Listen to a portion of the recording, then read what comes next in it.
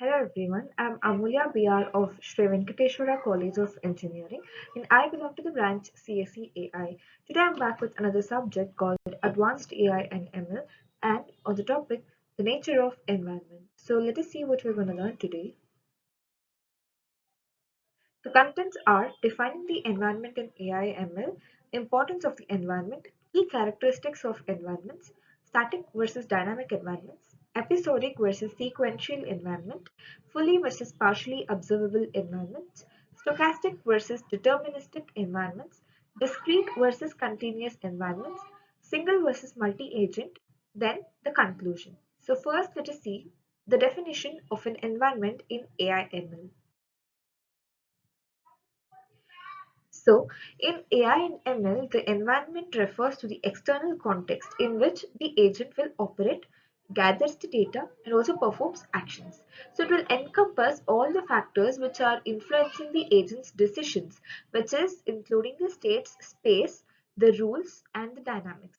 So, the environments can be physical, like a robot which is navigating in a room, or abstract, so like an AI which plays chess. So, they serve as the testing ground for an agent's intelligence and to shape its ability to learn and adapt. So, understanding the environment's structure and constraints is very much crucial for designing the algorithms which are tailored for specific challenges. So, next we have importance of the environment. The environment will dictate the complexity of an AI system and the strategies that are required to succeed. So it will provide feedback in the form of rewards and penalties. So which is very much essential for learning in reinforcement type. So a well-defined environment will ensure that there is realistic training and testing. So which will translate to a better real-world performance. For example, an autonomous car must handle unpredictable environments from weather changes to traffic. So it must handle everything. The environment also influences the computational efficiency by determining the resources that are required to stimulate the environment effectively. So next we have the key characteristics of environment. Environments are characterized by their observability, determinism, dynamics and granularity. So first let us see what is observability. So observability might be fully observable or it might be partially observable. So next coming we have the determinism. So we have again two categories in this, whether it is deterministic or stochastic. So deterministic in the sense there is a predictable outcome. So stochastic is where we have the random outcomes. Next we have dynamics. So it is again divided into two categories, static or dynamic. Static in the sense where it is very much constant or unchanging. So dynamic is where it will change independently. Next we have granularity. So in granularity we again have two substates, which is discrete and continuous. Discrete is where finite states are there. Continuous in the sense there are infinitely many states. So these traits will help to define the problem space and the learning algorithm which is best suited for it. So next let us see each one like one by one. So first we'll see what is static versus dynamic environment. So a static environment will remain unchanged while the agent will deliberate, like image classification task, which is an example of it. So dynamic environments are the ones which will evolve independently or due to any other agents, such as real-time strategy games or any self-driving cars are some of the examples for dynamic environment. So the statistic environments are easier to solve where dynamic ones will demand the real-time decision making and the adaptability. For instance, like a chess game is static. So whereas a robotic vacuum, which is operating in a household, like for any cleaning purpose, is a dynamic. So that is it. Next we have sequential versus episodic. So in an episodic environment, each action is independent of the previous ones. Like image recognition, like after classifying one image or after recognizing one image, it goes on to the next image. But that image is not dependent on the previously predicted or recognized image. So the agent will focus on solving one isolated example at a time.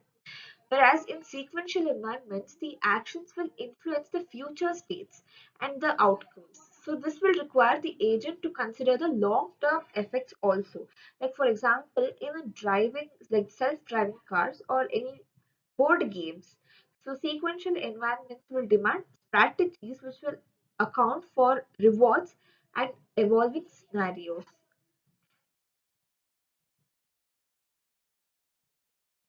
So next we have fully versus partially observable environments. So in a fully observable environment, the agent has access to all the relevant information about the state. So for example, a chess game or a tic-tac-toe game. So in a chess game, the agent can see all the state boards, like it can see all the pawns that are available, like soldier or king, queen, and also the board state, what is there. So it can completely see it. So next, partially observable environment will provide limited or noisy information, which is, the information that is required by the agent is not completely provided. So like autonomous vehicles, like for example, so these will navigate through the fog also. So fog, you can't see anything, right? So that is partially observable. So fully observable environments will simply learn, whereas the partially observable challenges the agent's perception and the decision-making abilities. Next, we have stochastic versus deterministic environment. So the deterministic environments have predictable outcomes, as I said earlier, whereas uh, same action in a state will always produce the same result. So this is a deterministic environment. For example, we have maze solving robot. So the next is stochastic environment. So this will involve predicting the stock prices. So stochastic environments require probabilistic reasoning and resilience to uncertainty. So which will make them more challenging but realistic also.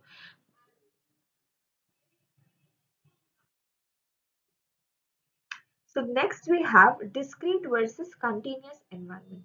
So the discrete environments have finite set of states and actions also, like board games where each move is distinct. Continuous environment will feature infinitely possible states, such as controlling a robot arm, or else you can also take it as a self-driving car, such as controlling, the drone's trajectory also. So discrete problems are easier to handle, whereas the continuous ones will require advanced techniques like gradient-based optimization techniques or function approximation techniques.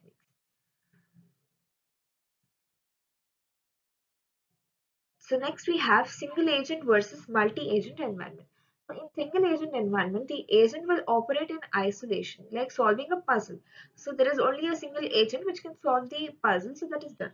So next we have multi-agent environments which will involve the interaction between multiple agents. For example, we have a very trending game that is PUBG, where multiple users or multiple agents are simulated, in a simulated world they are playing. So either they are competitive or cooperative.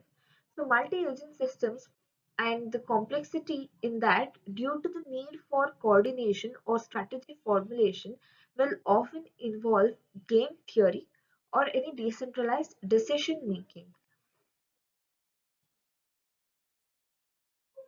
So now we have come to the conclusion. Understanding the nature of environments is pivotal in AI/ML. So it guides the algorithm selection, the problem modeling, and the performance evaluation. Mastery of environmental factors, which will enable AI systems to operate effectively across various different domains, from gaming to healthcare also. So a well-designed agent will not only adapt to its environment, but also it will thrive and by tuning the challenges and opportunities for growth and the innovation of it. So that's it.